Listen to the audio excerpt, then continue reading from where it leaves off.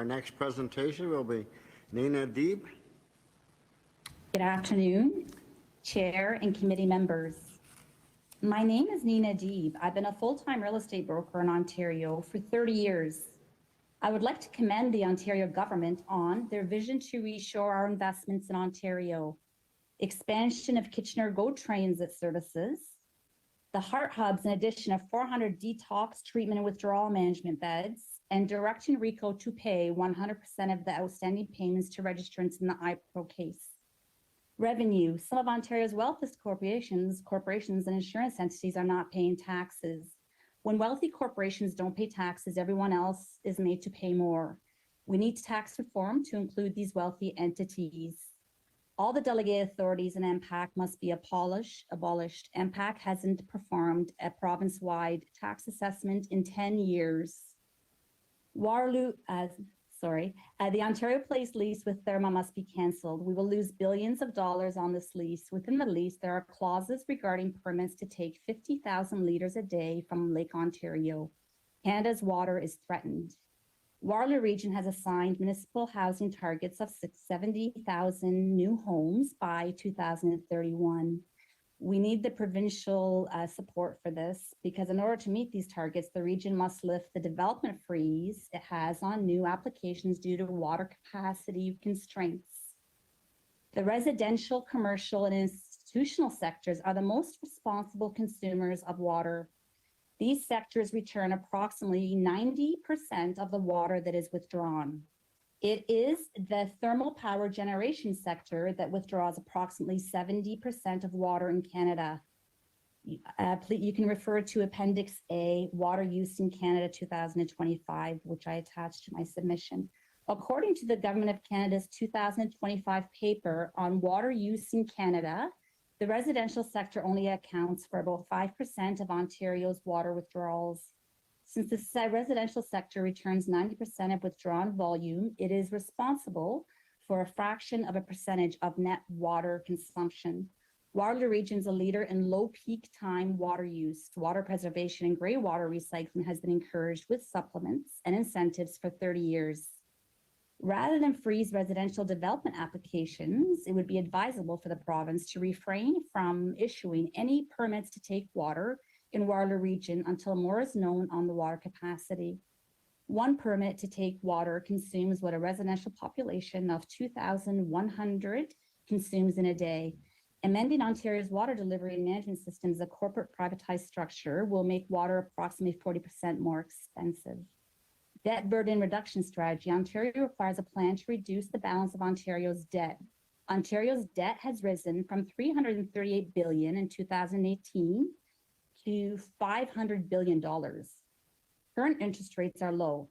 Should interest rates rise to the higher level of 1990, the annual interest costs on Ontario's current debt will be $54 billion.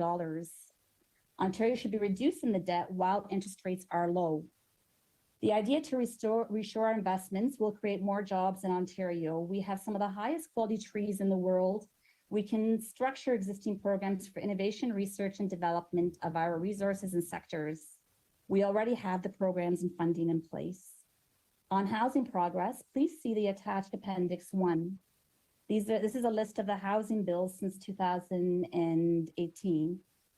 So you can see here, there are 12 bills listed here, housing legislation, where the government frequently does not consult, avoids public hearings, and completes accounting and consulting firms with the real estate experts of Ontario. While other provinces are making advances on housing, Ontario has been left behind. The government should rely on real estate sector experts in regards to housing. The idea, request for consideration. I request $125 million over 5 years to increase Waterloo Region's water capacity, and I've attached an appendix with the plan to increase Waterloo Region's capacity, Appendix 2. So with this, I'm requesting $125 million over 5 years from both levels of government. And this will reassure investors in Waterloo Region that we are still open for business and we do want to build housing. And number 2, create a recurrent annual $15 million aging out of care program to assist and support the 580 youth that are aging out of care in Ontario every year. These are children of the Crown. This will ensure that the Crown is not directly contributing to the record level of homelessness. The province can reinstate the previous rent subsidies and supports to age 21 for youth in care. Number 3, doubling ODSP and Ontario Works shelter rates, because there's no shelter anywhere in Ontario for what the rates currently are. Number 4, raising the threshold of clawbacks on Ontario work incomes from $200 to $1,000. I don't think this threshold has moved since I used to be a store manager at Tim Hortons, and I'm pretty sure that threshold was $200 then. That was 30 years ago. So that should be increased. And number 5, invest into a province-wide digital library to benefit every person in Ontario. So you're in I've been to Kapuskasing. I've been there before, and they're fortunate enough to have a library, but there are many rural areas that don't have libraries, and libraries play a key role. It's my favorite institution in Ontario. I grew up next door to a library, and you either have time or money. And when you're young, you don't have any money. When you're a child, you have no income, usually.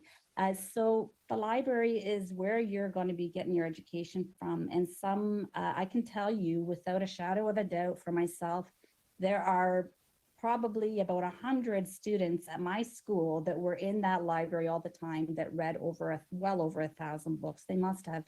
So we don't have money for these books when we're children. And a digital library would definitely be the best thing that we can do for our education system for 2 reasons. People that can't afford the education can pick it up on their own if they choose to, and also for our youth so that they can have a good start on life and absorb as much knowledge as they can when they have the time to do so. Because once you're working and running, you just don't have the same time. Thank you very much. That concludes the time. MPP Brzezinski. Nina, good to see you again.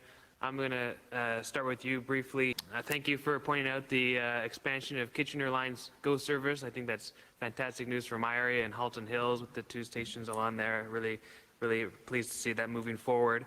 In your presentation, you made about $1 billion of requests altogether, but you also talked about reducing not only the deficit, but the debt as a whole. How would you suggest we go about doing that? There's many ways that we can do that, but the first step is to have a plan. If we have a plan to reduce the debt so much per year, that if you put it to paper, you usually have a better chance of achieving it. So the first step is to have a plan. Great. Well, luckily we do have a plan, and I think we're on a path to balance by 27, 28 is the current plan. So that's great. That's helpful. Thank you, Dina. Nina, I apologize.